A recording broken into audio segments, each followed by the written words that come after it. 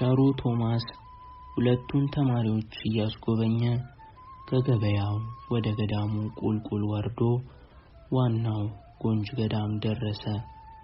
የገበዘ ማርያም አገልጋይ አባ ዮና ሌሊት ገበዘ ማርያም እያደሩ ቀን ከዋናው ጎንጅ ደብረ ጥበብ ገዳም ቤተ መጻሕፍት ውድ መጻሕፍትን ሲመለከቱ ይውላሉ። ቶማስ እንግዶቹን እየመራ ሲደርስ ትልቅ መጽሐፍ ጨብጠው ከታች ከደም ሰከር ወንዝ ወደ ላይ የሚመጡ ትንኞችን በጭራቸው 40 እየገረፉ እያነበቡ ነበር።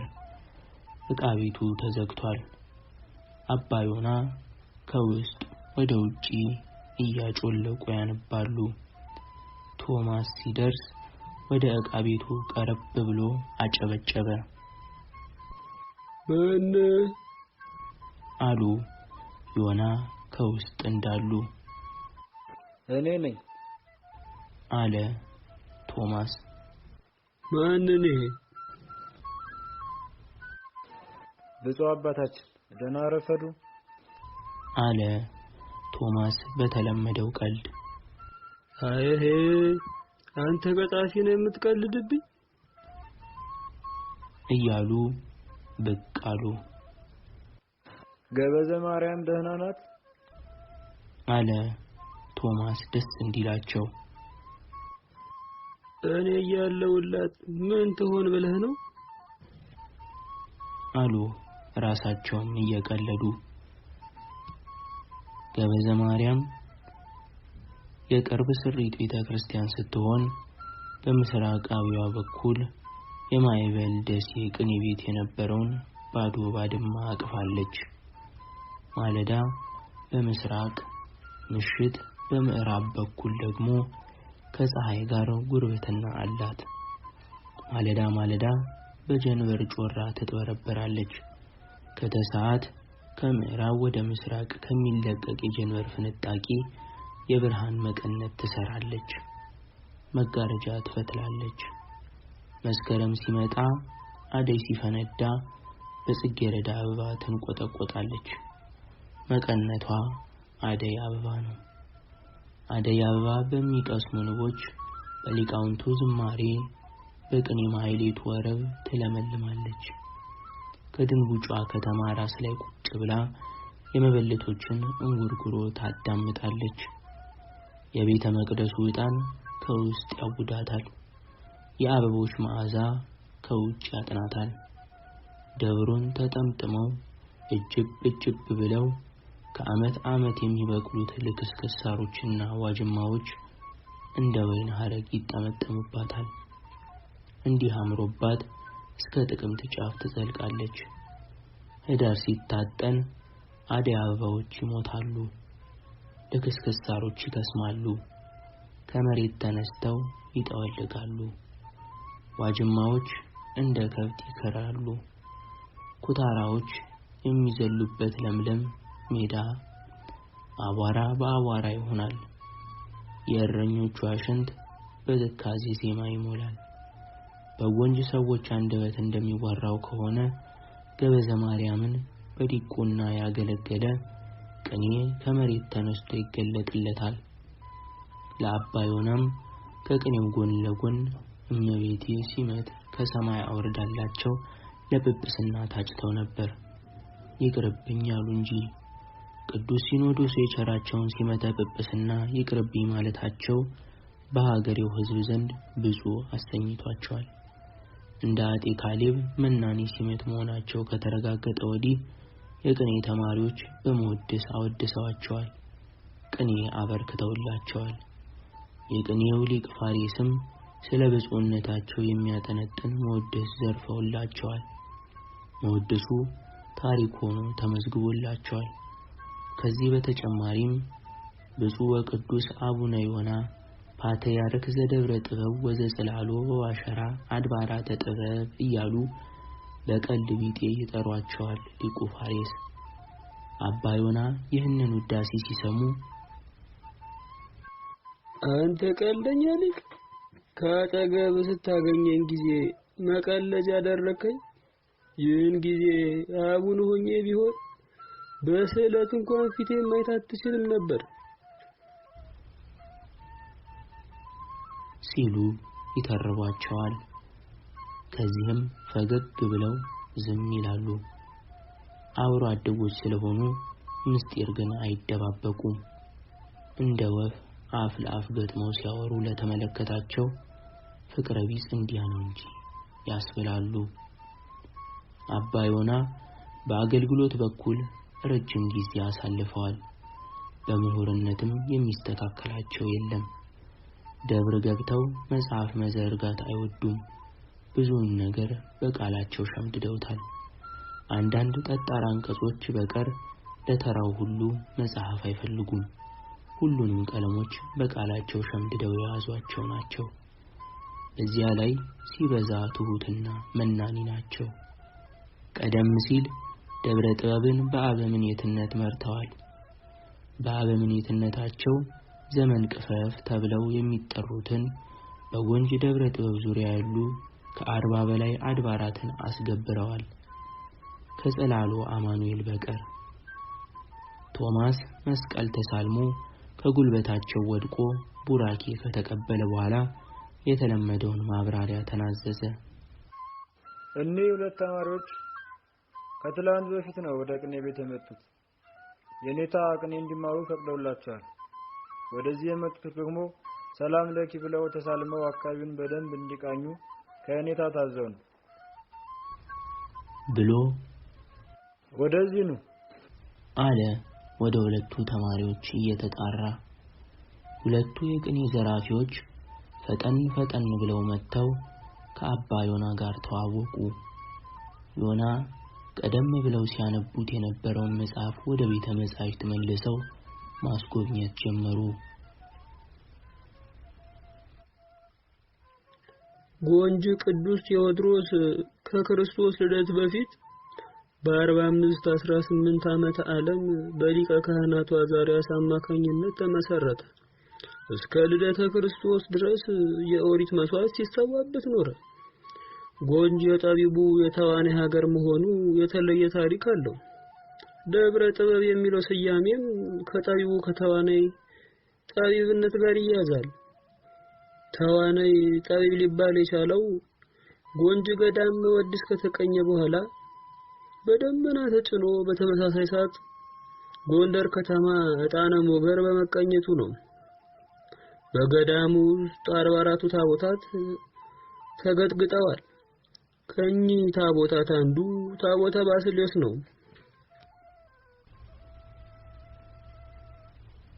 እያሉ ቀጠሉ። የጎንጅ ደብረ ጥበብ ካህናት ከ44ቱ ታቦታት ቀድመው የሚጠቅሱት ታቦተ ባስልዮስን ነው። ቀድመው መጥቀሳቸው በሌላ ቦታ የሌለው በጎንጅ ደብረ ጥበብ ውስጥ መኖሩን ለመግለጽ እንጂ ለሌላ አይደለም።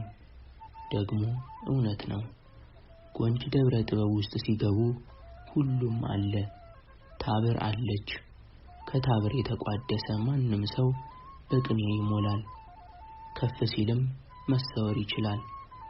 ገሞራው አባ ዮናን መስማት አቁሞ በራሱ መንገድ መጎብኘት ጀመረ።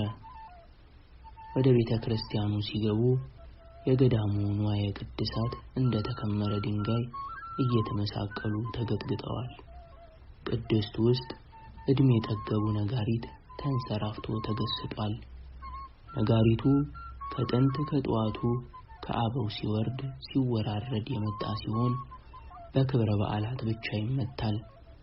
ነጋሪቱ ሲመታ ሊቃውንቱ ለማህሌት፣ ካህናቱ ለሰዓታት፣ ምዕመናኑ ለጸሎት ይሰበሰባሉ።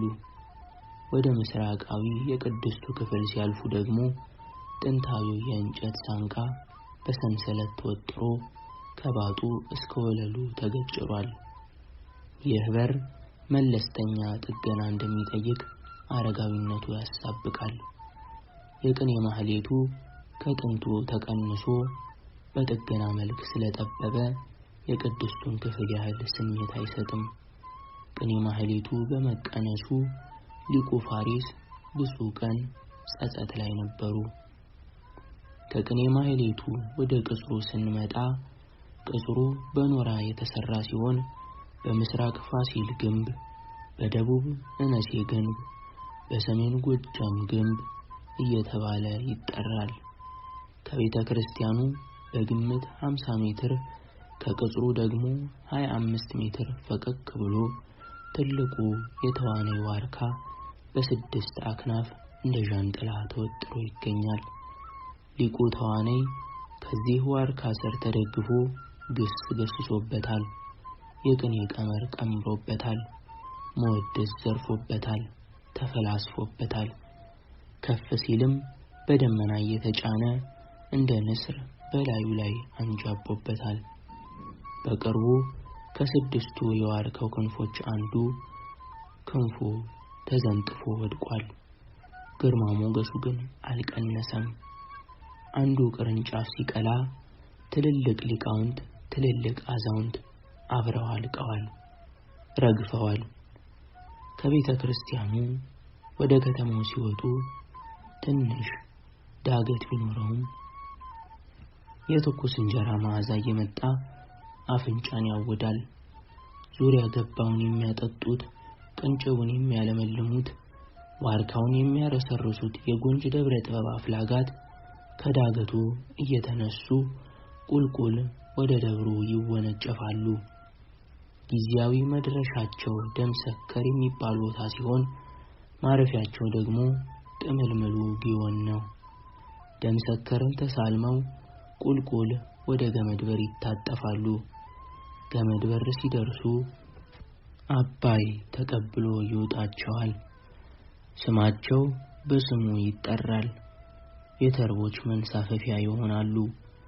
ጠመዝማዛው አባይ የተዋነይ የጥበብ አፍላጋቱን ውጦ እየተጥመለመለ በረሃውን አቋርጦ በደጀን አልፎ ቡሬ በርን ከወለጋ፣ ወለጋን ከቡሬ በር እየከፈለ እናቱ ኢትዮጵያን ሳያጠግብ ሱዳን ይገባል። አባይን በዘፈን መገደብ ያልቻሉ የሀገሬው ዘፋኞች በሙዚቃ አጅበው ሸኝተው ሌላ እንጉርጉሮ ይጀምራሉ። የሀገሬ ባለቅኔዎች የሚቀኙለት አባይ ስንብቱ በቅኔና በዘፈን የታጀበ ነው። ጠቢባኑን ስለ ዘፈናቸው አመስግኖ አቁሟቸው ውልቅ ይላል። ከጎንጅ ደብረ ጥበብ ስር የመነጩት የተዋናይ አፍላጋት አባይን አጅበው ግብጽ ወርደው ሙሴን አጠጥተዋል። የሙሴ እህት ማርያምን የከበሮ ስልት አስተምረዋል። ነሴቦን ከሙሴ አንደበት እየተቀበሉ ፈጣሪን አመስግነዋል። በተቃራኒው ፈርዖንን አስክረዋል። ሰረገሎቹን አስጥመዋል። ሰራዊቱን ድባቅ መትተዋል። ጥንቱንም ግብፃውያንን ጠቢባን ያደረጉ እኒህ የጠቢቡ የተዋናይ የጥበብ አፍላጋት ነበሩ እያለ ገሞራው ለራሱ ይናገር ጀመር።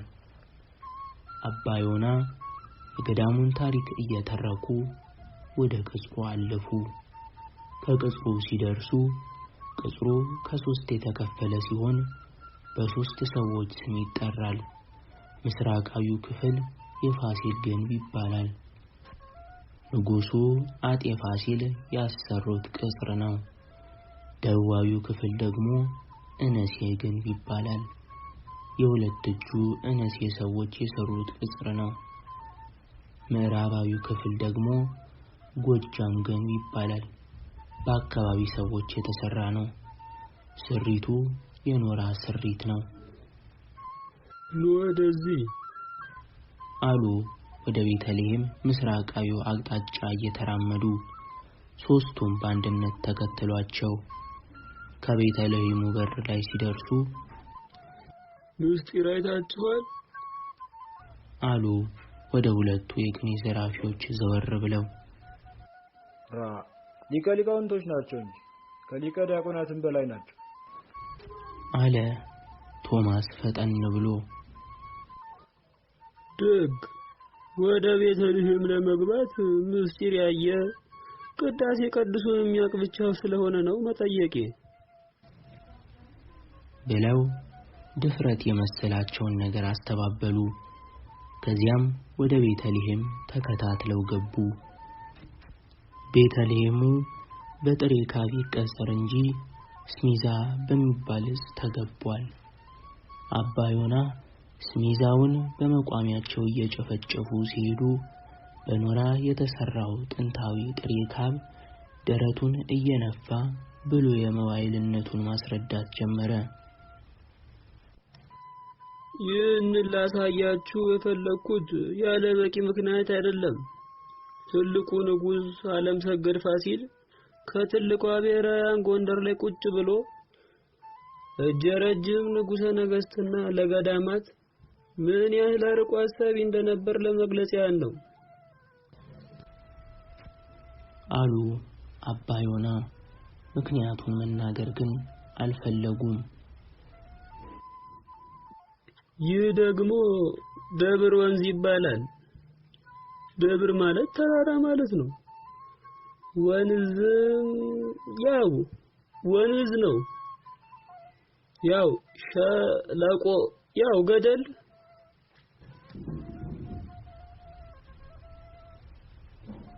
አሉ አጥሩን በያዙት በር እየነካኩ። ታሪኩ ዓለም ሰገድ ፋሲል በየሀገሩ እየተዟዟሩ ድልድይ ማስገንባታቸውን በደንብ ያውቃል። ነገር ግን ከዚህ አልፎ በጎንጅ ውስጥ አንድ ቦታ ላይ ለሆነ ምስጢር ብለው ያሰሩት ጥሬ ግንብ እንዳለ ስለሚያውቅ ያ ይሆን ወይስ ይህ ይሆን ብሎ ብዙ አሰበ። ጥቂት ቆይቶ ያኛው ግንብ የተገነባበት ስፍራ ሌላ ተራራ ሲሆን ከጎንጅ ገዳም ጥቂት ከፍ ብሎ እንደሚገኝ ሐሳቡ መጣለት። እናም ከሐሳቡ ተናጥቦ የአባ ዮናን ማብራሪያ መከታተል ጀመረ። አባ ዮና የአጤ ፋሲልን ግንብ በምስራቃዊ አቅጣጫ አስጎብኝተው ቀጥታ ወደ ደብር ወንዝ ወረዱ። በተለይ ያንን ደብር ወንዝ ለመጎብኘት የፈለገው ገሞራው ነበር። ገሞራው ታበር የምትባለው የጥበብ ምንጭ ደብር ወንዝ ተብላ ስሟ እንደሚጠራ መስማት የጀመረው ገና ልጅ እግር ዲያቆን ሆኖ አቡጊዳ ሲቆጥር ነበር። ዛሬ ግን ትልቅ ጎረምሳ ሆኗል። እንደ አባ ዮናም ጢም አብቅሏል። ነገር ግን ገና አፍላ ኩታራ ሳለ ጎንጅ ደብረ ጥበብ ገዳም ውስጥ ቅኔ የምታዘርፍ ውሃ እንዳለች ሲሰማ አደገ። ዜማ ጨርሶ ቅኔ ቤት ሲገባ ወደ ጎንጅ ደብረ ጥበብ ዘምቶ ያችን ተአምረኛ ውሃ ለመቅመስ ፈልጎ ነበር። መሃል ላይ ባደረገው ማጣራት ተዋነይ የተባለው ጠቢብ ከዋሻ ውስጥ ሰውሯት እንደተሰወረ ሰማ። ተስፋ ቆርጦ በቅኔው ገፋበት። እንደ ክፍለ ዮሐንስ ተፈጥሮ ለቅኔ የተሰጠ ሰው ሆኖ አገኘው። ቅኔ በጀመረ በ6 ወሩ ተቀኘ። ቅኔ በጀመረ በ4 ዓመቱ ስሙ ከቅኔ ጋር ተነሳ። ያም ሆኖ ገሞራው አንገት ደፊ ባለትሁት ስብዕና እንጂ እዩኝ የማይል ታላቅ ሊቅ ሆኖ ብቅ አለ። ከቅርብ ጊዜ ወዲህ ደግሞ ደራሲ የመሆን ህልም ወደ ውስጡ ፈነጠቀ። አባ ዮና ቅኝቱን ቀጠሉ። ከገዳሙ ተነስተው በቅንጭቡ ውስጥ ለውስጥ ወደ ሰሜናዊ ማዕዘን ትንሽ እንደሄዱ አንድ ትልቅ ዋሻ አፉን ከፍቶ ጠበቃቸው። ከምዕራብ ወደ ምስራቅ ሆኖ ለተመለከተው ምንጭ ቢጤ ከውስጡ ይወጣል። ከምስራቅ በኩል ሆኖ ለተመለከተው ግን በኩበት እንደታጠነ ጋን ትኩስ ጢስ ይጎለጎልበታል። ስሙም ደብር ወንዝ ተብሎ ይጠራል። ይህ ስም ስመጥሯን ታብርን ለመደበቅ ሆን ተብሎ የተሰጠው ስም ይመስላል። ያም ባይሆን ስሙ ስም አልባ ደብተራ እንደ ዋዛ ተክሎት አልፎ እንጂ ታብርና ደብር ምንም የፊደል ቅርርቦች ቢኖራቸው ታን በደለውጦ እስከ መጥራት ግን አያደናግሩም ነበር። ደብር ወንዝ ሲደርሱ አባ ዮና ማብራራት ጀመሩ። ይህ ደግሞ ደብር ወንዝ ይባላል። ደብር ማለት ተራራ ማለት ነው። ወንዝ ያው ወንዝ ነው። ያው ሸለቆ ያው ገደል አሉ አንዳንዷን ፊደል እየቆጠሩ። ገለጻው የማስመሰል ስለነበረ አንደበታቸውን ያዛቸው። ከዚህ የተለየ አዲስ ምስጢር የለውም። ምንጩ በተፈጥሮ ከዚህ የተገኘ ነው አሉ የቆሙበትን መሬት በበትረ ሙሴ ዘንጋቸው ጫር ጫር እያደረጉ። ከጊዜ በኋላ ደብሩ ከወንዙ ከፍ ብሎ ተመሰረተ።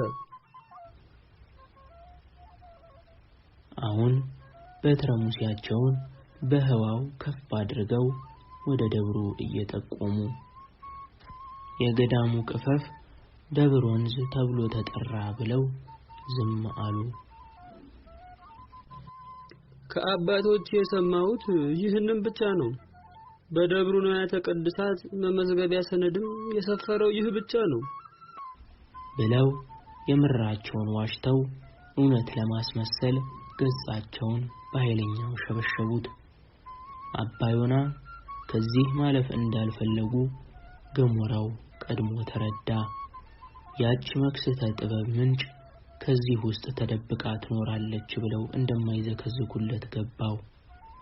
አባ ዮናና ገሞራው ውስጣቸው እየተዋወቀ አውቀው ተራራቁ። ገሞራው ያንን እንደታጠነ ጋን ትኩስ ጢስ የሚተፋውን ደሴት የብርሃንና የጥበብ ዋሻ አድርጎ ተረዳው። ደግሞም ትክክል ነበር። በሉ ወደ ዋሻው በጣም አትቅረቡ። አይናችሁን ጨለማ አልብሶ ነው ወደ ውስጥ የሚወረውራችሁ አሉ አባ ዮና። ገሞራው ተወርወሮ ቢገባ እንኳን ከታብር ላይ እንጂ ከአለት ላይ የሚጋጭ አልመስለው አለ። አባ ዮና ይህንን ብለው ወደ ኋላ መመለስ ሲጀምሩ ታሪኩና ቶማስ አብረው ተመለሱ። ገሞራው ያንን ሰጋጋ አንገቱን አስግጎ ትኩሱ ጢስ ከምን ተነስቶ የዋሻውን አፍ እንዳትለቀለቀው ለመመርመር ፈለገ። እንጂ አሉ አባ ዮና በተግሳጽ ቢጤ ንግግር። ገሞራው አውቆ እንዳላወቀ ለማስመሰል ምንም ሳያቅማማ በእግሩ ብቻ ተከተላቸው። በውስጡ ግን ያየውን ማመን ተሳነው። ድሮ ያየሁት ህልም በትክክል በዚህ ስፍራ ላይ ነበር። ህልሙን ካየሁት ዘመናት አልፏል። እኔ ቅዠት ያልኩት ነገር ለካ ራእይ ኖሯል ሲል ለራሱ ተናገረ። ትክክለኛ ራእይ ነው ብሎ የመለሰለት ፍጡር ግን አልነበረም። ራሱ ተናግሮ ራሱ ተገረመ። ገሞራው ከዓመታት በፊት አንዲት ህልም ቢጤ ውልብ ብላ ታይታው ነበር። ህልሟም ትዝ ትለዋለች። በአንድ ሌሊት ስጋው ቅኔ ቤት ተኝቶ ነፍሱ እንደ ዮሴፍ በህልም ዓለም ሰጠመች። በህልም ሰረገላ ጎንጂ ደብረ ጥበብ ደርሳ ከጠቢባን ሰፈር አረፈች። ደብር ወንዝ ላይ የብርሃን ቀስተ ደመና ተተክሏል። ከዋሻው ውስጥ ደግሞ የብርሃን አምድ እየተጥመለመለ ይወጣል። ነፍሱ ከዋሻው ጥግ ቆማ ትመለከታለች። ብርሃኑ ደግሞ የረጋ ብርሃን አይደለም። ታች ላይ የብርሃን ጉም ብን ብን እያለ ወደ ጠፈር ይወጣል። ላዕላዊው የብርሃን ክፍል ደግሞ ልክ እንደ ታችኛው የብርሃን ጉም ብን ብን እያለ እየተድበለበለ ወደ መሬት ይወርዳል። ብርሃኑ በኃይል ደምቋል። ሀገሩ ጎንጂ ደብረ ጥበብ፣ ቦታው ደግሞ አሁን ገሞራው ከታሪኩ ጋር በእግሩ የረገጠው መካነ ህልሙ ነው። ገሞራው ይህንን ህልም ሲፈጽም ከሰመመኑ ነቃ። በዚህች ግሩም ሌሊት ቀስተ ደመናው ስር እትብቴ ተቀብሮ አዳም ወድሴ ከገነት ተባብሮ የሚል የአማርኛ ቅኔ ቋጥሮ ይኖር ነበር። ህልሟና ግጥሟ ውስጡ ይኖራሉ። የሚገርመው ለግጥሙ መደምደሚያ እንደሌለው ሁሉ ለህልሙም ትርጉም አልነበረውም። እናም ገሞራው ከዓመታት በፊት በህልሙ ያየውን ስፍራ በእውኑ ሲመለከተው ማመን ተሳነው። ህልሙ ራዕይ ሊሆን እንደሚችል ገመተ። ቀስተ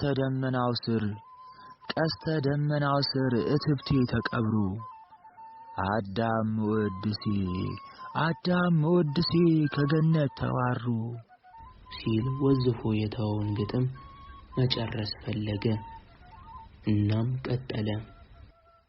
ቀስተ ደመናው ስር እትብቴ ተቀብሮ አዳም ወድሴ ከገነት ተዋሩ ትርጉሙን ስፈልግ እንዲፈታ ህልሜ ዛሬው ጊዜው ደርሶ ከታብር ዳር ቁሜ ቀስተ ደመናውን አየሁት ደግሜ የሚል ግጥም መጣለት። ግጥሙ በባለሙያ አይን ሲታይ ተራ ግጥም ቢሆንም ገሞራው ግን እግዚአብሔር ያመጣው ግጥም እንደሆነ አምኖ ተቀበለ። አባ ዮና ያንን የጀመሩትን ማስጎብኘት እያብራሩ ከደብር ወንዝ ወደ ኋላ ተመለሱ። ቀጥታ ያመሩት ቀሪ ቦታዎችን ለማሳየት ነበር። ታሪኩና ቶማስ በሐሳብና በእግር እየተከተሉ ያዳምጧቸዋል። የቅርቡን በእግራቸው እየረገጡ በበትረ ሙሴ እየወገጡ ያብራራሉ። ከደብር ወንዝ ቀጥሎ አዋዜ ወደሚባለው ምዕራባዊ ክፍል ገሰገሱ። ይህ ስፍራ አዋዜ ይባላል። አዋዜ ማለት ሸጋ፣ ጥዑም ከማለት ጋር ተመሳሳይ ትርጉም አለው። ስፍራው ጥንት የሴት ገዳም ነበረበት። የሴትና የወንድ ገዳም ልዩ ስለነበር ሴት መነኮሳይት ከአዋዜ ተነስተው ወደ ዋናው ገዳም እንዳይገቡ የገዳሙ ሕግ ይደነግጋል። ከዚህ አዋዜ ውስጥ እየኖሩ የሴት ደብር ነበረቻቸው። ደብሯ ዛሬ የለችም፣ ፈርሳለች። ስሟ ብቻ ቀርቷል። የደብሯ ልዩ ስም ዘቁርባን ይባላል። ዘቁርባን የተባለችው ሴቶች ለመቅረቢያ ብለው ስለሰሯት ነው። በእርግጥ በጎንጅ ደብረ ጥበብ ውስጥ የነበሩ ሴት መበለቶች መናኒ ብቻ ነበሩ፣ ባለቅኔዎችም ጭምር እንጂ። ጎንጅ ደብረ ጥበብ እየኖሩ ቅኔ አላውቅም ማለት የተዋናይን ክብር ዝቅ ማድረግ ስለሆነ ለጽድቅ ብለው ከአራቱ አቅጣጫ የመጡ ሴት መነኮሳይት ጭምር ቅኔ እንዲያውቁ ይበረታቱ ነበር። በወቅቱ የሴቶች ቅኔ ከወንዶች ቅኔ በምስጢርም በይዘትም እንደሚበልጥ በታሪክ ተጽፏል። ይህንን ከመምህራችሁ ከመምህር ፋሪስ ጠይቁ፣ በደንብ ትረዳላችሁ። ከእኔ በላይ እሱ ያውቀዋል። ቶሎ አንደበቱ አይፈታም። እንደ ጥንቶቹ የጎንጅ ደብረ ጥበብ ሊቃውንት ምስጢር ይደብቃል እንጂ ያልጠየቀው ምስጢር ያልያዘው ቅኔ አይነት የለም። ሌላም ያውቃል።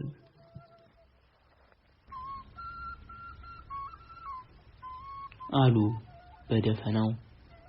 በደፈናው የሚናገሩት የታብር ጉዳይ እንደሆነ ለገሞራው ቀድሞ ነው የሚከሰትለት። አባ ዮና ይህን ሲያብራሩ ገሞራው በአካል እንጂ በመንፈስ አብሮ አልነበረም። እንደተለመደው አይኖቹን ጨፍኖ ራሱን በመፈለግ ላይ ነበር። ከደብር ወንዝ በኋላ የተመለከታቸው አዋዜና ዘቁርባን የተባሉ መካነ ገዳማትም ሆኑ ሌሎች ተቀራራቢ ስምና ታሪክ ያላቸው ፊት ለፊት የሚሸቀሸቀው ሸማ ማጠቢያ፣ ምዕራባዊቷ መንደር ነጫት፣ ጉሽ ቀጠብ፣ አግዳሚ፣ አልመሰል የሚባሉት ከገዳሙ ራቅ ብለው የተመነደሩት መንደር ሁሉ ቁም ነገር መስለው አልታዩትም። ልቡ ዱብ ብሎ የቀረው ደብር ወንዝ ታብር ስር ነው። ቀስተ ደመናው ስር እትብቱ ከተቀበረበት፣ መወድሱ አዳም ከገነት የተባረረበት፣ ዳግም ወደ ገነት የተመለሰበት፣ ነበልባላዊ ሰይፍ የያዙ መላእክት የሚጠብቋት ገነት መስላ ታየችው። መወድሱ ወደ ገነት፣ ልቡ ወደ ጥበብ ሆኖ ተመለከተው። ወደፊት ድርሰት ለመድረስ ቢፈልግ እንኳን የጥበብ እትብቱ የተቀበረበት ከዚያ ስር ስለሆነ ብዕሩን ማንሳት የሚፈልገው ከዚህ መነሻነት እንደሆነ ለራሱ ወሰነ። ጥቂት ቆይቶ ግን ህልም እንዴት ሊፈታ እንደሚችል ተመራመረ። ዲማ ጊዮርጊስ የአቡሻህሩ ሊቅ መርዓ ዕውሩን ሲያስተምሩት የህልምን ምስጢር አብረው ነግረውት ነበር። በወቅቱ ግን ያንን መረዳት ቀርቶ መስማት አልፈለገም። አለመፈለጉ በከንቱ አይደለም። ማንኛውም ሰው ፈጣሪ ሲፈጥረው ባለ ህልም ነው። ነገር ግን አብዛኛው ሰው ማለም እንጂ መተርጎም አይችልም። አንዳንዱ ደግሞ ከነአካቴው በህልም አያምንም። እኔም ህልሜን መፍታት ከቻልኩ ሰናይ ህልም ሳልም ከመፈንጠዝ፣ እኩይ ህልም ሳይ ደግሞ ከመተከዝ የህልሙን አንድምታ አልፈልገውም፣ የመጽሐፉ አንድምታ ይበቃኛል ብሎ የመጽሐፍ አንድምታ ተምሮ በአቡሻህር በኩል የሚሰጠውን ትልቅ የህልም አንድምታ ይለፈኝ ብሎ አለፈው። የአቡሻህሩ ሊቅ ግን አልፎ አልፎም ቢሆን በጆሮ እንዲፈስበት ሆነ ብለው ስለ ህልም ከአቡሻህር ቀመር የተቀመሩ የፊደላትን ምስጢር ወደ ውስጥ ሰርተውበት ነበር። ለምሳሌ ስምህ ገሞራው ነው። ገ በአቡሻህር ቀመር ሳልሳዊ ፊደል ነው። ሞ ብለው ሲጀምሩ ፊቱን ያዞርባቸዋል። ሊቁ ዝምታ ይመርጣሉ። የአቡሻህሩ ሊቅ በመሞታቸው አቡሻህሩ ተመራማሪ ሊቅ አጥቶ ወደ አመድነት እየተለወጠ ባለበት ሊቃውንቱ ከእውቀት ይልቅ ሲመት ለማግኘት ደፋ ቀና በሚሉበት ዘመን ይህ ከባድ ህልም መጥቶ የሞቱትን የአቡሻህር ሊቅ መልሶ እያመጣ አስቆጨው። ምን ነው ያን ጊዜ አዲስ ኪዳን ማጥናቴን ትቼ ሊቁ ሳሉ አቡሻክሩን በቀጸልኩ። ወይኔ ገሞራው የእሳት ልጅ አመድ ሲል ተቆጨ። ያየውን ህልም አሜን ብሎ ለመቀበል አመነታ። የራሱ ህልም እርብሽብሽ አረገው። ህልም ምንድነው ሲል አሰበ። በቀደሙ ዓመታት ስለ ህልም ያነበባቸውን ቅዱሳት መጻሕፍት መመርመር ጀመረ። የግብፁ ንጉሥ ፈርዖን የ7 ዓመታት ረሃብና የ7 ዓመታት የጥጋብ ዘመናትን በህልሙ አይቶ ረሃቡና ጥጋቡ እንደደረሱ አስተዋለ። በአዲስ ኪዳንም የድንግል ማርያም አገልጋይ ጻድቁ ዮሴፍ በህልሙ መልአኩ ተገልጦ ስደቱን እንደነገረው ተረዳ። ከዚያም ወደ ራሱ ተመልሶ እኔ ዮሴፍም ሆነ ፈርዖን አይደለሁም፣ ምስኪን የቆሎ ተማሪ እንጂ ራሴን ከደጉ ዮሴፍም ከኩዩ ፈርዖን ጋርም ማነጻጸር አይገባኝም ብሎ የአቡሻህሩ ሊቅ ስለ ህልም ምን ብለው ያወሩ እንደነበር ወደ ኋላ በሐሳብ ትዝታ ነጎደ። በሐሳብ ዲማ ጊዮርጊስ ሲደርስ የአቡሻህሩ ሊቅ አልፎ አልፎ እንደ ቀልድ ያወሩት ትንሽ መጣለት። ህልም ባየህ ጊዜ ክፉ ህልም አየሁ ብለህ አይክፋህ፣ በጎ ህልም አየሁ ብለህም ደስ አይበልህ። ክፉም ቢሆን ይመለሳል፣ ሸጋም ቢሆን ይመለሳል፣ በባዶ አይታወቅም። የአቡሻህር ትምህርትም ያስፈለገው እኩዩን ከሰናይ፣ ሰናዩን ከእኩዩ፣ ሰይጣናዊውን ከመልአካዊው ህልም እንደ ወንፊት ለመለየት ነው። አቡሻህር ምርጥ የመዘራዘር ወንፊት ሲሆን ጠጠሩን ከእህሉ፣ እህሉን ከጠጠሩ የምንለይበት ረቂቅ ወንፊት ነው። ህልም ደግሞ ዝም ተብሎ አይናቅም፣ ጥበብ እግዚአብሔር ነው። ክፉም ሆነ በጎ ህልም ስታይ በጣም ተአማኒ ለሆነ ጓደኛ ንገረው። ሐሰተኛውን ህልም አንተም ቢሆን በቀላሉ መለየት ትችላለህ።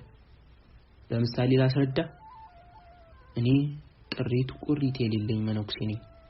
እንደ ገበሬ የዘራሁት አዝመራ የለኝም። ነገር ግን በህልሜ አዝመራዬ በከብት ሲበላ አያለሁ። ይህ ህልም እውነተኛ ህልም አይደለም። አዝመራው የለኝማ። ለባለ ሀገር ህልም መስሎ የሚታየው እንዲህ አይነቱ ዘሐሞታት ህልም ነው። የአቡሻህሩ አፈታት ግን ከዚህ ይለያል ሲሉ ላለመስማት ከወንበሩ ይነሳል። የአቡሻህሩ ሊቅም ህልም ተፈርቶ ሳይተኛ አይታደርም፣ ትርጉም ተፈርቶም የአቡሻህር ቀመር አይጠላም፣ ነገ ተመልሶ ጸጸት ውስጥ ይጥልሃል ብለው ቀላሉን ብቻ ያስተምሩታል። ከመታይምር ፍካሪ ህልም ከሚለው አንቀጽ ሲደርስ ይቅርብኝ እያለ ሲሸሸው ኖረ። ዛሬ ግን ሰተት ብሎ መጥቶ አስጨነቀው። አባ ዮና ስለ አዋዜና ስለ ዘቁርባን አብራርተው ሲጨርሱ በሉ ሰላም እደሩ፣ በጊዜ ወደ ቅኔ ቤት ዝለቁ ብለው በአረጋዊ ድምጻቸው ዜማ እያንቆረቆሩ ወደ ጎጆአቸው ተመለሱ። ሶስቱ ሊቃውንት ደግሞ ያንን ተራራ በደረታቸው እየገፉ ወደ ላይ ወደ ቅኔ ቤቱ መንገድ ጀመሩ። ጥቂት እንደሄዱ በዚህ በኩል እናቅና አለ ቶማስ አቀበቱን በደረቱ እየገፋ። ማለዳ ወደ ገበያ ከሄዱ ባላገሮች ገሚሱ አረቄ የመጠጣት ልማድ አላቸው። ሞቅ ብሏቸው ሲመጡ ካገኙን በስካር መንፈስ ሊተናኮሉን ይችላሉ። ከሰካራም ደረት ጋር ከመጋፋት ከተራራ ደረት ጋር መጋፋት ይቀላል አለ ቶማስ። ሁለቱ ኃያላን የቅኔ ዘራፊዎች በጉዳዩ ተስማምተው አቅጣጫ ሰብረው ወደ ቅኔ ቤታቸው ገሰገሱ። ጉዟቸው በዝምታ የታጀበ ነበር። ዝምታ ነገሰ። ገሞራው የደከመው መስሎ ያንን ህልም ለምን እንዳየ ማሰላሰል ያዘ። ውስጡን ያስቆጨው ግን ያን ጊዜ አቡሻህሩን ሲቀምር የህልሙ ጥበብ ይለፈኝ ማለቱ ነበር። አሁን ከስንት ዓመታት በኋላ የአቡሻህሩ ሊቅ በህሊናው መጡበት። ረሃብ አይፈታቸውም። ቀን ቀን ሰዎች እየመጡ የረባ ያረባ ነገረ ዘርቅ እያወሩ ከምናኔው መንገድና ከአቡሻህሩ ምርምር እንዳያናጥቧቸው በዲማ ጊዮርጊስ ቁልቁል ውስጥ እንደ እሽኮኮ ሲሹለከለኩ ይውላሉ። ወደ ማታ ወደ ቤተ መጻሕፍት ሄደው አቡሻህር አውጥተው አንድ ጊዜ ጨረቃን ሌላ ጊዜ መጽሐፉን ሲመለከቱ በትዝታ ተመላለሱበት። ከዚያም ከበዓታቸው ወጥተው ና ወዲህ በሚል አይነት እጃቸውን ያወናጭፉለታል። ዕለተ ሞቴን ይነግሩኝ ይሆን ብሎ ሲፈራ እግሩ አውሎ ነፋስ እንደነካው ቄጤማ እጥፍ እያለበት ይሄዳል። የነፍስ ማሳደሪያ ከገዳሙ የተሰጡትን ወፍራም ዳቤ የሚባል እንጀራ ይሰጡታል። እግረ መንገዳቸውን አንዲት የአቡሻህር ምስጢር ይነግሩታል። የሞቱን ቀንና የህልሙን ትርጓሜ ሳይነግሩ ያሰናብቱታል። ደስ እያለው ወደ መጽሐፍ ቤቱ ተመልሶ ሸካራውን የዮሐንስ ራእይ በቃሉ ሸምድዶ ያንጎደጉደዋል። የመጽሐፍ ተማሪዎች ጓደኞቹ በውስጣቸው ያደንቁታል። አንዳንዶችም በቀለም አያያዙ ይቀኑበታል። ይህን የደስታ ዓመት እንደዋዛ አሳልፎ ከጊዜ በኋላ ባየው ህልም ህሊናው በሐሳብ ሰመመን ሰጥሟል። ገሞራው እንዲህ እያሰበ ሳለ ቀና ሲል ከቅኔ ቤት ደርሰዋል። ቅኔ ቤት ሲደርሱ ማለዳ ያተረፏትን ሽንብራ ቶማስ ቆልቶ ድጋሜ ተቃምሰው ወደ ቶማስ ቆጥ አልጋ እንደወጡ ድካሙን ተከትሎ የመጣ እንቅልፍ እልም አድርጎ ወሰዳቸው። ያ ሁሉ ወፈ ሰማያት ተማሪ ግን በሰሞኑ በተዘረፈችዋ ሰላቢ ቅኔ እንደ ውሻ እየተረፋረፈ ነበር።